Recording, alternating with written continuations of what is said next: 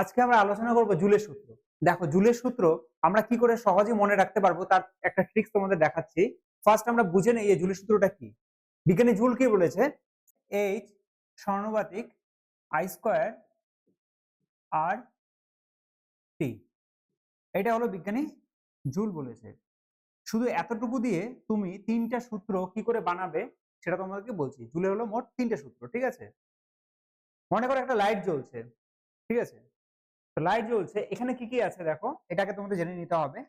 H for হলো hit, মানে হলো তাপ। এইচ হলো হিট মানে তাপ, আই হলো প্রবাহ মাত্রা, আর হলো রোধ এবং টি হলো সময়। তো একটা বাল্বের মধ্যে কি কি আছে?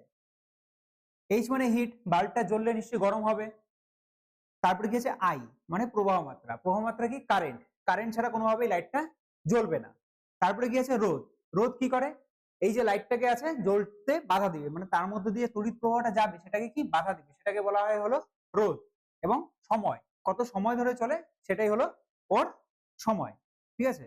তাহলে এই বাল্বটার মধ্যে আমরা তিনটা জিনিস দেখতে পাচ্ছি, একটা হলো উৎপন্ন তাপ, তারপরে হলো প্রবাহ মাত্রা, রোধ এবং সময়। এই তিনটা জিনিস দিয়ে আমরা রোধের সূত্রটা কি করে মনে রাখবো সেটা এখন আলোচনা করব। প্রত্যেকটা জিনিসই আমরা এইচ এর সঙ্গে সম্পর্ক করব। ফার্স্ট যেটা বলছে দেখো এখানে, এক নাম্বার, পরিবাহী রোধ এবং তড়িৎ প্রবাহের সময় অপরিবর্তিত থাকলে পরিবাহীতে উৎপন্ন তাপ এইচ তড়িৎ প্রবাহ মাত্রার বর্গের সমানুপাতিক, অর্থাৎ এইচ সমানুপাতিক আই স্কয়ার, যখন আর এবং টি ধ্রুবক। এখানে দেখো প্রথম সূত্রটা যে আছে, প্রথম সূত্রটা হলো এইচ সমানুপাতিক আই স্কয়ার। তার মানে কি, উৎপন্ন তাপ প্রবাহ মাত্রার বর্গের সমানুপাতিক, এবং তখন আর এবং টি কি থাকবে, আর ও টি থাকবে হলো স্থির।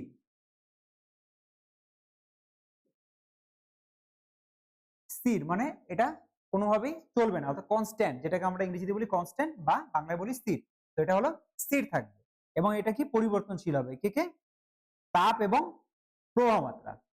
তাহলে এটা দিয়ে আমরা সূত্র বলতে পারবো। দেখো এতটুকু জায়গা দিয়ে আমরা সূত্র বলতে পারবো। কিভাবে বলবো, যে পরিবাহীতে পরিবাহী রোধ এবং সময় যদি স্থির বা অপরিবর্তনশীল থাকে তাহলে পরিবাহীতে উৎপন্ন তাপ প্রবাহ মাত্রার বর্গের সমানুপাতিক, এটা একটা হলো।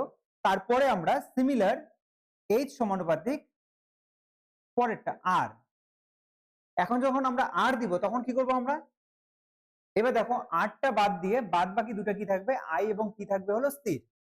তাহলে এবার আমরা বলবো যে পরিবাহীর প্রবাহ মাত্রা এবং সময় অপরিবর্তিত থাকলে পরিবাহী প্রবাহ মাত্রা এবং সময় কি থাকবে, অপরিবর্তনশীল থাকবে। তাহলে পরিবাহী রোধ, পরিবাহীতে উৎপন্ন তাপের কি হবে, এই তাপটা উৎপন্ন হচ্ছে তার কি হবে, সমানুপাতিক। রোধ যত বাড়বে তাপ তত বাড়বে, তাপ যত বাড়বে রোধ তত বাড়বে। সেজন্য একসময় দেখবে বেশি হিট হয়ে গেলে লাইটটা কি হয়ে যায়, ফেটে যায়।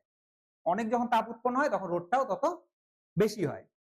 তারপরে আমরা লাস্ট কি আসবো, এখানে আমাদের কি কি স্থির সেটা আমরা লিখে নিই। আমাদের স্থির থাকবে হলো এখানে আই এবং টি, আই ও টি হলো স্থির। দেখো আমাদের কোচিং সেন্টার ভর্তি চলছে, বর্তমানে অ্যাডমিশন চলছে। তোমরা যদি চাও তো নিচে দেওয়া যে নাম্বার আছে সেটাতে কিন্তু তোমরা যোগাযোগ করতে পারো, ঠিক আছে? লাস্ট যেটা আছে আমাদের এইচ এর সঙ্গে টি, ঠিক আছে? এইচ এর সঙ্গে টি, এইচ কি, পরিবেশে উৎপন্ন তাপ এবং টি হলো সময়। তার মানে এবার কোন দুটো জিনিস স্থির থাকবে, আই এবং আর। আই মানে হলো পরিবাহীতে, পরিবাহী মানে যে পরিবাহীটা আছে পরিবাহী প্রবাহ মাত্রা, এবং আর কি, পরিবাহী রোধ। এই দুইটা কি থাকবে, এবার স্থির থাকবে। তাহলে আমরা এবার কি লিখবো, এইচ সমানুপাতিক, এই সমানুপাতিক আমরা কি লিখবো, টি। যখন এইচ সমানুপাতিক টি হবে মানে পরিবাহীতে যে উৎপন্ন তাপ হবে সেটা সময়ের উপর নির্ভর করবে। যত সময় বেশি হবে তত বেশি গরম হবে। দেখবে যে কোনো জিনিস যত বেশি সময় ধরে রাখবে তত বেশি গরম হবে। একটা বাল্ব যতক্ষণ বেশি জ্বলবে তত বেশি কি হবে, গরম হবে। ওরকমই কি হচ্ছে এখানটা, এইচ সমানুপাতিক টি। তখন কে কি স্থির থাকছে দেখো, তখন স্থির থাকছে হলো আই এবং আর, আই ও আর কি স্থির। তাহলে এখন সূত্রটা কেমন করে বানাতে পারো তোমরা, পরিবাহীর প্রবাহ মাত্রা এবং রোধ যদি অপরিবর্তনশীল থাকে তাহলে পরিবাহীতে উৎপন্ন তাপ তার সময়ের কি হবে, সমানুপাতিক হবে।